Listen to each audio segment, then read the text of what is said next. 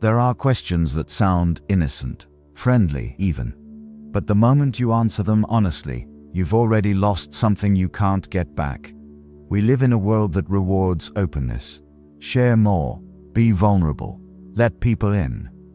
And sometimes, that advice is genuinely good. But Machiavelli understood something that most people learn too late, usually after the damage is already done. Not every person asking you a question wants to understand you. Some of them want to map you. Find your edges, locate the exact places where you're exposed. And the terrifying part? They do it with a smile, over coffee, in casual conversation, in rooms where you feel completely safe. Intelligence isn't just about what you know, it's about what you choose to protect. These 5 questions are the ones that intelligent people, the truly strategic ones, never answer directly. Don't skip any part of this video. Each one builds on the last. Question number 1. What are your weaknesses? It sounds like self-awareness. It sounds like the kind of honest, grounded answer that thoughtful people give. And in certain carefully controlled environments, a therapist's office, a journal, a conversation with someone who has genuinely earned that level of trust, it might be. But out in the real world? In a job interview, a competitive environment, a social setting where alliances shift and people remember everything, answering this question directly is one of the most quietly dangerous things you can do. Here's what actually happens when you answer it honestly. You hand someone a list, a precise, detailed, personally verified list of exactly where you're vulnerable. And once that information exists in another person's mind, you have absolutely no control over when, how, or against whom it gets used. Machiavelli was clear on this. A leader who reveals their vulnerabilities invites attack. Not always immediately, not always obviously, but the information sits there, patient and waiting, until the moment it becomes useful to someone who was never really on your side. Think about how this plays out in a workplace. A colleague asks casually, "What do you think your biggest weakness is?" It feels like bonding, like mutual vulnerability, like the kind of honest conversation that builds real connection. But watch what happens 6 months later, when that same colleague is competing for the same promotion. Watch how the conversation shifts. Watch what details surface, in rooms you were never invited into. Intelligent people don't answer this question directly. They redirect it, they reframe it. They offer something that sounds like an answer without actually being one, acknowledging growth areas in ways that reveal discipline rather than exposure. Your weaknesses belong to you. They're not conversation material. They're information, and information in the wrong hands is always eventually a weapon. Question number 2. How much do you make? It comes up more than you'd think. At family gatherings, among old friends catching up, in offices where the culture feels casual enough that the question doesn't seem loaded. But it is loaded, every single time. Money isn't just a number. In the minds of the people asking, whether they admit it or not, it's a measurement, a ranking, a way of quietly placing you somewhere on a scale they've been building in their head long before they asked. Answer too high and something shifts. The dynamic changes in ways that are almost invisible but completely real. Resentment surfaces dressed as humor. Requests appear that weren't there before. People start relating to you differently, not based on who you are, but based on what they now believe you have. Answer too low and something else happens. Respect quietly adjusts. Assumptions get made about your value, your capability, your position in the room. And once those assumptions settle in someone's mind, they're remarkably difficult to undo. Machiavelli understood that perception is built from information, and that every piece of information you volunteer becomes part of the story others tell about you. A story you no longer control the moment it leaves your mouth. There's also something deeper happening beneath the surface of this question. Most people asking it aren't doing it consciously.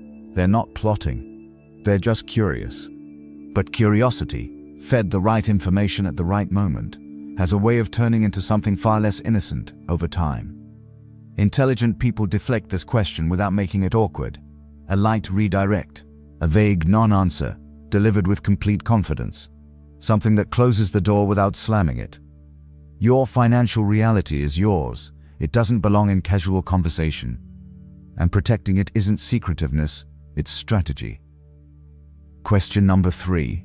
What do you really think about certain person?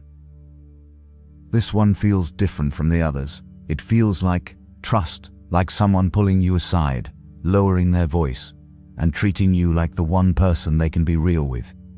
And that feeling, that warm, specific feeling of being chosen for someone's honesty, is exactly what makes this question so dangerous. Because here's what almost always happens. You answer it. You share something real, a genuine observation, a quiet frustration, an honest assessment of someone you both know. It feels good in the moment, connecting even. And then that answer travels. Not always maliciously, sometimes just carelessly. A passing comment in another conversation. A moment where your words get repeated without the context that made them make sense. And suddenly, you're the person who said that thing, about that person, in that room you thought was private. Machiavelli may suggest that the most politically aware people treat every conversation as potentially public. Not because they're paranoid, but because they've watched enough situations unravel to understand how quickly private words become public ammunition. This plays out constantly in workplaces, in friend groups, in families. Someone creates a moment of false intimacy, a hushed tone, a conspiratorial lean, and uses it to extract an opinion they can later use, share, or simply hold on to until it becomes useful. Intelligent people don't take that bait. Not because they don't have opinions, they almost always have sharp, well-formed ones, but because they understand that opinions shared in the wrong room at the wrong moment have a way of defining you far longer than you intended. When someone asks what you really think about another person, the intelligent answer is almost never the honest one. It's the careful one, the one that reveals nothing while appearing to engage completely. Question number 4. What are your future plans? This question feels harmless, genuinely harmless. Someone asks where you see yourself in a few years, and the natural human instinct is to share, to paint the picture, to let someone into the vision you've been quietly building. But the moment that vision leaves your mouth, it stops belonging to you. Plans are powerful exactly because they're private. The gap between where you are and where you're going is yours. It's the space where you move without interference, without competition, without people positioning themselves around what you haven't done yet. The second you announce it, that space collapses. Think about what actually happens when you share your future plans openly. Some people genuinely celebrate it, but others, and you rarely know which is which in the moment, file that information away. They now know what you want. And knowing what someone wants is knowing exactly how to influence them, delay them, or quietly work around them. Machiavelli was precise about this. Never reveal your next move before it's already in motion. The announcement of intention invites interference. And interference, even when it looks like support, has a way of slowing things down in ways that are almost impossible to trace back to their source. In a workplace, this looks like sharing a career ambition with the wrong colleague. In a competitive environment, it looks like announcing a strategy before it's executed. In personal life, it looks like describing a dream loudly enough that everyone around you has time to form an opinion about whether you're capable of it. Their doubt, expressed or unexpressed, has weight. And weight you didn't need to carry, weight you handed to yourself by speaking too soon, is one of the quietest ways ambition gets killed. Move first, announce after. Let the results speak before your plans ever do. Question number 5. Why did your last relationship end? On the surface, this feels like getting to know someone. Like the kind of honest, open conversation that builds real connection between people. But underneath, it's one of the most revealing questions anyone can ask you. and most people answer it without thinking twice. Here's the problem. There is no clean answer to this question. Every relationship ends in complexity, in a tangle of timing, incompatibility, personal growth, mistakes made on both sides, and circumstances that outsiders can never fully understand from the outside. But when you try to explain all of that, when you give the full, honest, nuanced answer, something interesting happens. People don't hear the complexity. They hear the parts that confirm whatever they already believed about you. Speak too critically about the other person, and you sound bitter, unstable, difficult to be with.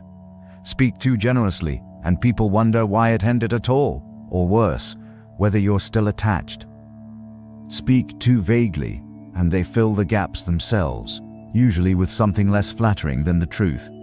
Machiavelli understood that certain conversations don't have winning answers, they only have less damaging ones. And the intelligent move in those situations isn't to find the perfect response, it's to recognize that the question itself is a trap and step around it entirely. In real life, this question gets asked in new relationships, in social settings, sometimes even in professional ones. And every single time, the person asking believes they're just making conversation.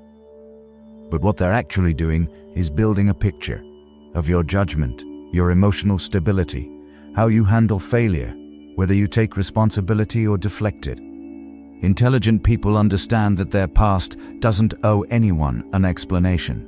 A light, confident, genuinely unbothered redirect tells people everything they actually need to know, without handing them anything they could use.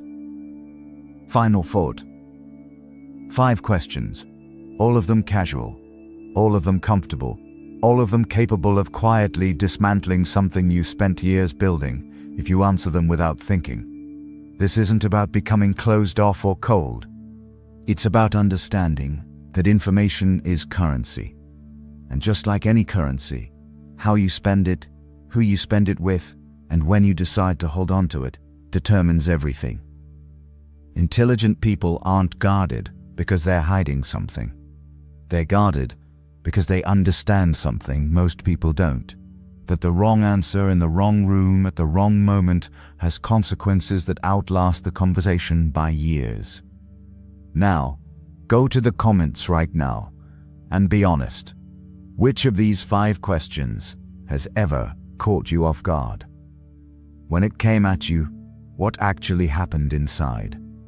Did you freeze? Did you deflect?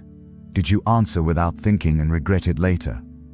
Or has someone quietly used your answer against you? Maybe not obviously, maybe just in ways you felt but couldn't quite trace back. Write it down. Let us know. Write your one real answer. Because this comment section belongs to you, and 100 different minds will handle the same question 100 completely different ways. Read those answers. Learn from them. Because the way other people protect themselves and the way they don't is some of the most useful real-world knowledge you'll ever come across. Like this video. Share it with someone who needs to hear this. And subscribe. What's coming next is going to hit even harder than this did.